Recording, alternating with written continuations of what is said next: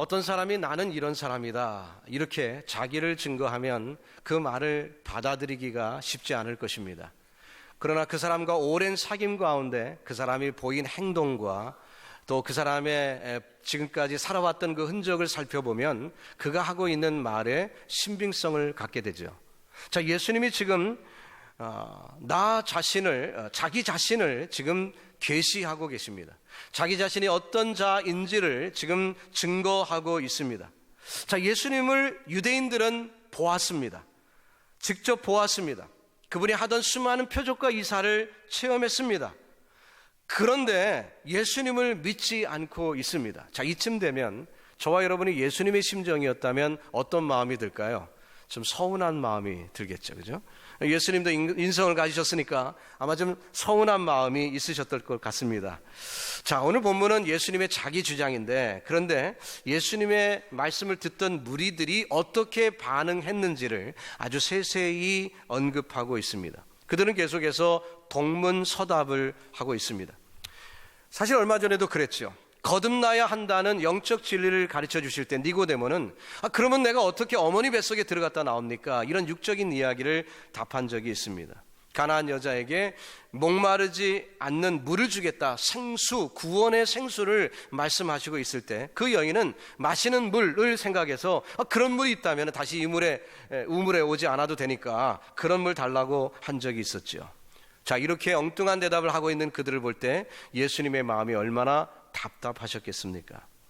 여러분, 지금 예수님은 영적인 이야기를 하고 있습니다. 그러면 영적인 것을 이해하려면 영적으로 이해해야 되는 거죠. 육적으로 이해하면 이해가 안 되는 것입니다. 오늘도 우리는 예배를 드리고 있습니다. 왜 우리가 신령과 진정으로 예배를 드리자고 말하고 있습니까? 그렇게 주님이 말씀하셨을까요? 하나님이 영이시기 때문에 우리가 영으로 예배를 드려야 돼요. 그래야 영적 예배가 되고 그것이 살아있는 예배가 되는 것입니다. 그러므로 교회는 영적 기관입니다. 교회를 잘못 판단하는 분들이 있어요. 세상적으로 보기 때문이죠. 세상적인 개념으로 교회를 국회와 비교하면 곤란합니다. 교회를 어떤 구제기관과 비교하면 곤란합니다. 그렇죠? 교회도 회의를 하고 있습니다. 교회도 구제를 하고 있습니다. 하는 모습이 비슷하니까 그렇게 비교하는데 이것은 잘못 판단한 것입니다. 교회는 영적 기관이에요. 영적으로만 이해할 수 있습니다. 바른 판단이 있기를 예수님의 이름으로 축복합니다. 예수님께서는 자신을 향하여 그리스도라는 표현을 스스로 자주 쓰지 않으셨습니다. 주로 인자라는 표현을 쓰셨어요. 인자. 왜 그러냐면 그 말씀을 듣고 있는 저 유대인들이 이 그리스도라는 메시아관이 잘못되어 있기 때문에 그렇습니다. 그들은 정치적인 메시아를 원하고 있었거든요. 그런데다가 예수님이 내가 그리스도다 얘기하면 그들은 아이고 그 그리스도 우리가 기다리던 바로 그 정치적인 메시아구나 이렇게 오해할 것 아니겠습니까? 그래서 주님은 그 표현을 자주 쓰지 않았어요. 그래서 인자라는 표현을 오히려 자주 썼는데 오늘 본문에서는 드디어 그들에게 자기 증거를 자기 계시를 지금 하고 계시는 것입니다. 그 말씀을 들은 사람들의 반응을 우리 한번 살펴보겠습니다. 먼저 21절로 23절에 보면 그들과 예수님이 근본이 다름을 말씀했어요. 서로 다름을 지적하셨습니다. 먼저 21절을 봅니다. 내가 가리니 나의 가는 곳에는 너희가 오지 못한다는 표현을 하시면서 지금은 그 말씀을 들을 기회가 주어졌는데 장차 기회가 없을 것까지도 말씀을 하십니다. 자, 여러분, 저와 여러분에게도 지금 하나님이 우리에게 기회를 주셨습니다. 말씀을 듣고 있습니다. 예배를 드리고 있습니다. 기회가 주어진 것입니다. 이 기회를 놓치면 곤란합니다. 기회라는 것은 늘 있는 것이 아닙니다. 어떤 때는 기회가 있다가 사라질 수 있습니다. 우리가 지금 기회가 주어졌을 때 여러 가지 이유 때문에 내 마음의 귀를 닫아버리면 그것은 낭패입니다. 왜? 다시 기회가 오지 않을 수도 있기 때문인 것입니다. 거지 나사로와 부자의 비유가 있죠. 부자가 죽었습니다. 나사로도 죽었습니다. 그들이 다른 곳으로 갔습니다. 깨달음을 갖고 부자가 예수님께 요청을 하지만 기회가 지나갔습니다. 깨달음은 무엇합니까? 기회가 지나가 버리고 말았어요. 여러분, 저와 여러분에게도 혹시 그런 일이 찾아와서는 안 됩니다. 우리에게 기회가 있을 때 잃어버리지 않고 주님을 발견하고 옳은 주와 함께 살아가는 믿음의 백성들 되기를 예수님의 이름으로 축복합니다. 예수님의 이런 경고에 대해서 그들이 대답을 하는데 엉뚱한 반응을 보입니다. 뭐라고 했지요? 22절에 보니까 저가 자결하려는가? 자결하려는가? 아니, 어떻게 이렇게 조롱할 수 있습니까? 예수님이 지금 진지하게 말씀하고 있는데 어떻게 이렇게 반응할 수 있습니까? 그들이 지금 하나님을 경외하고 진리를 분별할 능력이 있었다면 예수님 앞에 무릎을 꿇었어야 되겠죠. 예수가 누구신지 알았어야 합니다. 그러나 그것을 모르기 때문에 그들은 그들 앞에 있는 한 청년을 조롱하고 있습니다. 마음이 강팍한 자들의 전형적인 모습입니다. 그들은 주님과 상관이 없다는 것입니다. 그들은 스스로 이렇게 말함으로 인하여 그들의 길이 다른 길을 걷고 있음을 증명하고 만 것입니다. 참으로 위험한 거예요. 참으로 위험한 거예요. 주님은 이해하지 못하는 그들에게 이해 못하는 이유를 아예 분명히 밝혀주셨습니다. 23절이죠. 너희는 이 세상에 속하였고 나는 이 세상에 속하였지 않기 때문이라고 주님 말씀하십니다. 소속이 다르다는 거예요. 우리가 쓰는 사자성어 중에 신토불이라는 표현이 있습니다. 몸신자, 흑토자, 안이불자, 두이자, 신토불이. 무슨 뜻입니까? 몸과 땅은 둘이 아니라 하나다, 같다, 그 얘기죠. 근데 우리가 흔히 쓸 때는 어떤 용례로 씁니까? 토속 상품을 얘기할 때 우리가 그거 신토불이다 이렇게 얘기하죠. 근데 사실 그 한자의 의미는 몸과 땅이 같다는 뜻이에요. 근데 이 말이 맞습니다. 땅에서 숨을 쉬고 사는 우리 모두는 땅과 분리해서 생각할 수 없는 땅에 속한 인간입니다.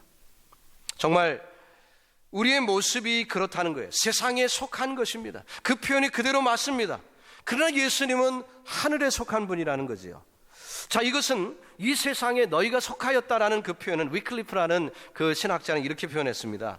하나님께 반역하는 인간, 하나님께서 멀어진 인간을 강조하는 표현이다라고 말했어요. 주님은 자신을 조소하고 있는 그 바리새인을 비롯한 유대인들을 가르쳐서 근본을 파헤쳐서 그들이 지금 소속이 다름을 보여주고 있습니다. 이것은 경각심이 일어날 줄은 눈이 번쩍 뜨이는 얘기죠. 잠시 후에 더 강조되는 말씀도 나오지만 저와 여러분이 깨달아야 되는 것은 뭡니까? 우리는 근본이 죄인임을 깨달아야 합니다. 내가 죄인이기 때문에 우리는 기회에 하나님의 말씀이 접한 그 기회에 깨달음을 갖고 나는 예수가 필요합니다. 나는 죄인이기 때문에 나 스스로 이 죄를 극복할 능력이 없으니까 나는 복음이 필요합니다. 나는 십자가가 필요합니다. 나는 예수님이 필요합니다. 이 고백이 저와 여러분의 고백되기를 예수님의 이름으로 축복합니다.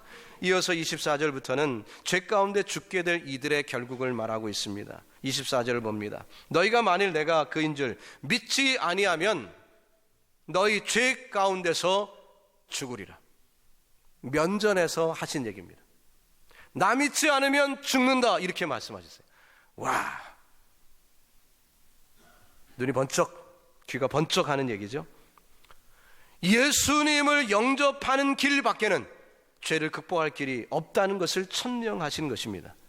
내가 그인 줄 믿지 아니하면, 이 용례는 우리 말 번역에는 잘 드러나지 않는데요, 상당히 중요한 신학적인 의미가 있어요. 이거 좀 설명해 드리겠습니다. 헬라어는 에고마이라는 그런 표현이 있는데 I am 이라는 뜻입니다. I am. 내가 그인 줄이라고 의미역을 했는데요, 내가 I am인 것을 알면 이 뜻입니다. 내가 I am, 내가 스스로 존재하는 것을 알면 내가 그인 줄이라고 우리말에는 번역을 이렇게 의미역을 했는데요, 사실 여기에 에고마이라는 이 용례는 상당히 중요한 의미인데 이 그 뿌리는 구약에서 찾아야 됩니다. 여러분이 아시는 모세가 하나님의 부르심을 받았습니다. 호렙산에서 부르심을 받죠. 이제 이스라엘 백성들을 구원하기 위해서 이 모세를 애굽으로 파송하는 순간입니다. 이제 가기로 결심했어요. 그 다음에 모세가 주님께 묻습니다. 주님, 그러면 저들이 나한테 물어볼 건데요, 누가 보내서 왔느냐 이렇게 물으면 내가 뭐라고 답합니까? 사실 창세기부터 그때까지 하나님의 이름이 나오지 않았습니다. 그렇기 때문에 하나님은 사실 당신의 이름을 우리에게 알려주실 필요가 없으셨죠. 누구도 묻지 않았습니다. 그러나 모세가 지금 애굽으로 가는 마당에 물어야 할 수밖에 없게 됐어요. 그래서 물었어요. 그랬더니 하나님이 뭐라고 답하셨습니까? 나는 스스로 있는 자다. 이렇게 답하셨어요. 그것은 의미 여깁니다. 히브리어로 기록이 되어 있지만 거기에서도 하나님이 뭐라고 말씀하냐면 나는 I am that I am. 우리말로는 스스로 있는 자라고 번역했지만 직역을 하면 뭡니까? 나는 나다. 그 뜻이죠. 나는 나다. 한 번은 제가 시편을 읽다가 밤은 밤에게 말하고 낮은 낮에게 증거한다. 이 말씀을 읽다가 이게 도대체 무슨 뜻일까? 고민하다가 어느 날 무릎을 치며 깨달은 적이 있어요. 주석을 찾아도 레퍼런스를 봐도 도저히 이해가 안 됐는데 어느 날 그것을 깨달은 순간이 있었습니다. 아, 이거구나. 여러분 생각해 보세요. 지금 앞을 못 보는 어떤 장님에게 밤을 디스크라이브 합니다. 깜깜한 밤인데 별이 반짝반짝 빛나는 영롱한 모습이 있어. 이게 설명이 됩니까? 앞을 못 보는 사람에게 설명이 안 되죠. 하나님의 창조의 아름다움은 그것 자체가 증거하는 것이지 아무리 다른 말로 표현해봐야 소용없다는 것 아니겠습니까? 밤을 설명하는 최고의 방법은 밤이라는 것이고 낮의 광명을 설명하는 최고의 방법은 낮이라는 것밖에 없다는 시인의 고백이죠. 자, 하나님의 그 창조의 아름다움을 그렇게밖에 표현할 수 없다는 것인데 같은 맥락입니다. 하나님을 설명할 길이 없어요. 그 하나님의 위대하심과 하나님의 모습이 담겨진 이름을 제공해야 되는데 설명할 길이 없어요. 그래서 하나님은 나는 나야. I am that I am. 그것이 최선의 하나님의 방법이셨습니다. 자신을 그렇게 설명하신 것입니다. 야훼라는 말로 또 여호와라는 말로 그 음역을 가지고 우리가 하나님을 여호와다 이렇게 부르게 된 것이죠. 자, 그런데 지금 그것을 신약에 와서 예수님이 인용하고 있는 것입니다. 나는 I am 이다. 나는 바로 그분이라는 거예요. 하나님이라는 것입니다. 나는 바로 스스로 있는 자다라고 얘기를 하신 것이죠. 그분은 하나님의 말씀인 줄 믿습니다. 그분은 세상 죄를 지고 오신 어린 양이신 줄 믿습니다. 하나님의 독생자요, 그분은 위로부터 나신 분이요, 하나님이 보내신 자요, 생수의 그 강, 그리고 생명의 빛이신 그분, 바로 예수는 하나님이신 것입니다. 그를 믿지 않는 자는 어떻게 되죠? 죽음입니다. 죽으리라. period. 그 외에 아무것도 없습니다. 믿지 않는 사람들이 처하게 될 궁극적인 절망, 운명입니다. 여기서 말하는 죽음은 우리가 목숨이 끊어진다는 육신의 죽음을 얘기하는 게 아니라 영적인 의미죠. 하나님과 영원한 단절을 얘기하는 것입니다. 단절. 회개치 않는 아집과 독선, 영적 무지는 영원한 것을 잃어버릴 거예요. 우리가 아무리 교회를 오래 다녀 교회가 익숙하고 교회 문화가 익숙해도 성경 구절을 많이 알고 있어도 소용없습니다. 예수님을 my savior로 구세주로 영접하지 않으면 우리는 죽습니다. 주님은 그것을 그들에게 도전하는 것입니다. 나를 믿지 않으면 죽는다. 다른 설명이 필요 없어요. 그렇게 말하자 바리새인들이 또 어떻게 반응합니까? She to say, 헬라어로 이렇게 말했습니다. 영어로 말하면 Who are you? 당신은 누굽니까? 그렇게 말하는 당신은 누굽니까? 몰라서 묻는 게 아니라 도전의 질문이었습니다. 이 질문은 신약 성경에 종종 등장하는 질문인데 이 질문이 나올 때마다 어떤 용례에 쓰였냐면 예수님을 신성모독으로 몰아넣으려고 할 때 이 질문을 던졌어요. 그러면 예수님이 답하셔야 되잖아요. 그러면 그 답하는 그 말 속에서 신성모독의 거리를 찾아내려고, 신성모독의 거리를 찾아내려고 회개치 않는 강팍한 그들의 태도를 보이고 있는 것입니다. 주님은 이렇게 답하셨습니다. 나는 처음부터 너희에게 말하여 온 자니라. 무슨 뜻이죠? 이스라엘 역사 가운데, 그 역사 가운데 기다리시던 우리 믿음의 선조들이 바라보던 그분, 바로 그분이라는 것입니다. 노아가 홍수 가운데 인류가 망하고 있지만 다시 하나님이 구원하실 것이라는 그 약속의 말씀을 들으면서 바라본 그분이라는 것입니다. 아브라함이 정처 없이 떠났으나 그 자손 없음 때문에 고민했을 때 하나님이 그 자손을 저 하늘의 별과 같이 주실 것이라는 말씀으로 메시아의 탄생을 예고하였을 때 자손들이라 하지 아니하고 자손이라고 한 것은 바로 그분을 가리킨 것이라고 바울이 주석하였죠. 그렇습니다. 아브라함은 그분, 자기의 자손으로 오실 메시아를 바라보았습니다. 다윗도 자기의 시에서 그분을 주라고 표현하며 그 주님을 기다리고 있었고, 이사야도 세상 죄를 지는 그 어린 양으로 오실 그 메시아를 바라본 것입니다. 그렇게 기다렸던, 처녀가 잉태하여 아들을 낳으리라 그렇게 기다렸던 메시아 예수, 바로 그분이라는 것입니다. 주님은 자기를 이렇게 확실하게 나타내 주셨습니다. 하나님께서 저와 여러분에게 원하시는 것은 무엇입니까? 주님이 우리에게 원하시는 것은 우리의 육신의 건강도 우리의 물질의 넉넉함도 사실은 아닙니다. 궁극적인 목적이 아니라는 거예요. 일시적인 기도는 되지만 궁극적인 목적은 아니라는 거죠. 그럼 궁극적인 것은 뭡니까? 주님의 관심사는 하나님과 우리와의 관계입니다. 영원한 아들로서 저와 여러분을 택하신 주님께서 우리와 그런 관계 속에 영원토록 살기를 원하시기 때문에, 여러분, 이 땅에 있는 수많은 종교와 비교하며 구태의연한 기독교에 머물러선 곤란합니다. 내가 만든 종교나 내 습관과 어떤 전통이 만든 교회가 아니라 성경에 말씀하시는 대로 믿으시기를 예수님의 이름으로 축복합니다. 그 말씀하시는 대로의 예수님은 뭡니까? 하나님의 아들이에요. 하나님의 아들. 예수님이 하나님의 아들이시라는 것을 이야기하는 게 왜 그렇게 중요할까요? 그 이유는 그들이 죄인인 것을 깨닫게 하기 위한 거죠. 죄인인 것을 깨닫게 하기 위하여 그 방법을 택하신 것입니다. 왜냐하면 유대인들, 그 앞에 서 있는 유대인들은 대부분 스스로 죄인이라는 의식이 없었어요. 죄인이라고 말할 것 같으면 저 이방인들이 죄인이지요. 우리 유대인들은 죄인이 아니라고 생각했습니다. 자신들은 그러기에 용서가 필요 없는 자라고 생각했지요. 자신들은 어차피 선민으로 하나님이 택하셨기 때문에 문제가 없고, 오직 지금 속박이 있는 이 로마의 속국으로 있으니까 정치적인 메시아가 와서 이 로마에서 자유케 하는 것, 그것만이 그들의 바람이었습니다. 그들은 스스로 죄인이라고 생각지 않았습니다. 그러나 주님은 이것을 깨닫게 해주기를 원하셨어요. 그들은 바로 용서가 필요한 죄인이라는 거죠. 그러므로 그들에게 필요한 것은 어떤 말의 권세나 칼이 아니라 용서라는 것입니다. 사랑하는 성도 여러분, 저와 여러분이 오늘 우리에게 필요한 것이 뭘까요? 여러분에게 물질이 필요합니까? 어느 정도 필요하겠죠. 일용할 양식이 있어야 될 것 아닙니까? 우리에게 건강이 필요합니다. 그래요. 적당히 건강해야 사람답게 살 것 아닙니까? 필요합니다. 그러나 궁극적으로 우리에게 필요한 것은 뭘까요? 우리는 용서가 필요합니다. 죄인이기 때문에 용서가 필요합니다. 저를 비롯하여 우리 모두는 하나님의 용서가 필요합니다.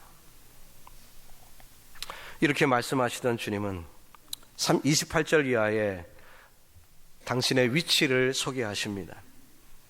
내가 스스로 아무것도 아니하고 오직 아버지께서 가르치신 대로 이런 것을 말하는 줄을 알리라 말씀합니다.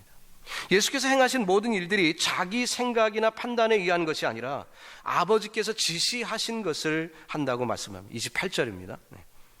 그분은 그 주장을 거듭거듭 되풀이 하셨습니다.